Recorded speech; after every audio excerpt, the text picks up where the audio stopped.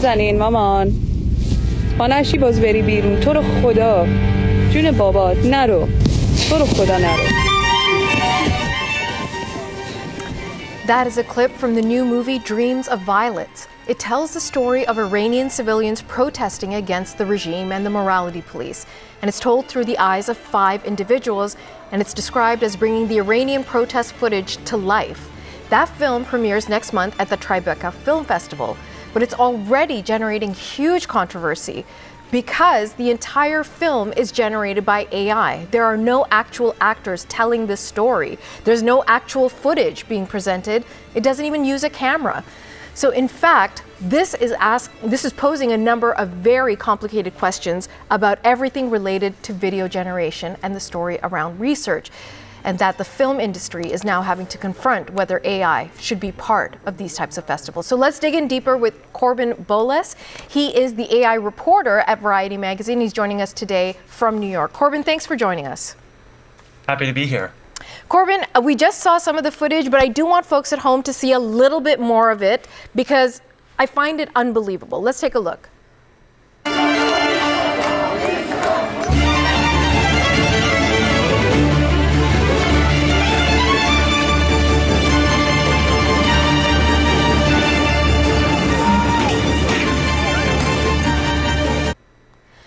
So Corbin, we see that imagery. I first saw the trailer for this, and when I found out that it's AI, I was shocked because it doesn't look like AI slop on social media. It looks beautifully produced. Break down for us some of the controversy around the involvement of this movie in the Tribeca Film Festival. So the Tribeca Film Festival launches next month, and the inclusion of an AI-generated film has rankled people across the creative community over whether or not AI-generated creative content even constitutes the idea of a film. In this case, the director Ash Kusha wanted to tell the story about some of the protests that we saw in Iran earlier this year, and he wanted to make sure that despite not being able to be there, he was able to tell this story using some of the AI tools that a lot of creatives have experimented with, but have never taken full throttle. However, you have some across the creative community that are angry at the Tribeca Film Festival wanted to include something like this. Tribeca has said that this is offering an intimate perspective from somebody who's from Iran and marks a technological achievement. But those who are worried about the induction of AI into the creative community have differing thoughts. Yes, they do. So let me talk to you about this. So it's a 74-minute film, and the director said that producer said he made it in 3 months, and it only cost him $2,000. Compare that to what a feature film of this caliber would cost with real actors and camera crew. But here's another point that gets a lot of people upset, that it's being described as a docudrama feature, inspired by real events. But it's the usage of that word docudrama. Does that worry you at all? So we've seen many films inspired by real life events across history, across award season, and this is a film that does the same thing, just without the use of any actors or camera crew or any human beings on the screen at all. And we've seen different adaptations of genres as AI-generated films. There was a film that premiered in the marketplace of the Cannes Film Festival called Hellgrind. That's an action-adventure film, and that debuted last week. That cost $500,000 compared to usual action-adventure films, which can cost upwards of hundreds of millions of dollars.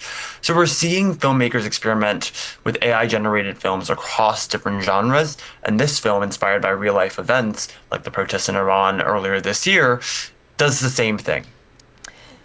The director himself has said that he wanted to tell this story, what he describes as 47 years of Iranian civilian resistance. But he said, I can't go there and make this film. I can't hire the actors that are required, but the story needs to be told. But if this is the path, and if he's done it effectively, if this is the path that goes down, does this signify the end of movies the way we've traditionally known them, with real actors and real directors and people involved doing something textural? I don't know if it constitutes the end of real filmmaking because we've seen over the course of filmmaking, the century plus years of filmmaking, filmmakers experiment with different tools. We saw Avatar really bring to life 3D imagery in the late 2000s. We've seen people experiment with different models of filmmaking, anything from documentaries to concert films. I think this represents another avenue for films. I don't know if I'd call it a replacement per se. Do you think we'll see more and more of this?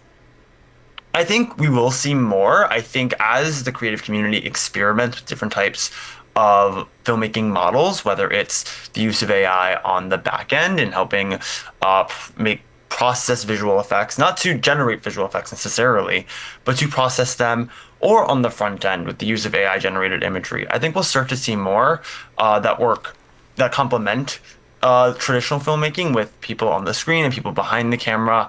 And we've seen a lot of resistance to AI over the last few years since the AI boom really began in 2002. But I think we've gotten to a place this year, especially, where people recognize that it is here, it is making its way into film, TV, music, other pillars of cultural significance. And we'll see more and more of these types of films and television shows proliferate alongside those that are traditionally made. You're right that we're seeing more and more of it, but I don't think that means that there's more and more acceptance, because what we're certainly hearing from traditionalists in entertainment who make movies is that you're going to replace us all with AI, and that's going to create huge disruption in the industry. What do you say to that? I think that what we're beginning to see more of now is that artists are recognizing that it is here. There's still a debate over how it's used and whether people are using it appropriately and responsibly, and those conversations can and should continue to be had. I think what we're going to see more of is artists recognizing that they're here, experimenting with how they can use it to complement the work that they're doing, whether it is acting, whether it's directing. We saw Steven Spielberg say earlier this week as part of his press tour for Disclosure Day that he views AI as a tool, but not one that should replace the creative process, but work with and in the creative process as filmmakers are experimenting with how to make films. So I think there isn't that acceptance yet, and I don't know if we'll see that right away, but I think we'll see creatives experiment with how they can use this to complement their work. Corbin Bolas, thank you very much for your time today. Happy to be here. Thank you so much. You're welcome.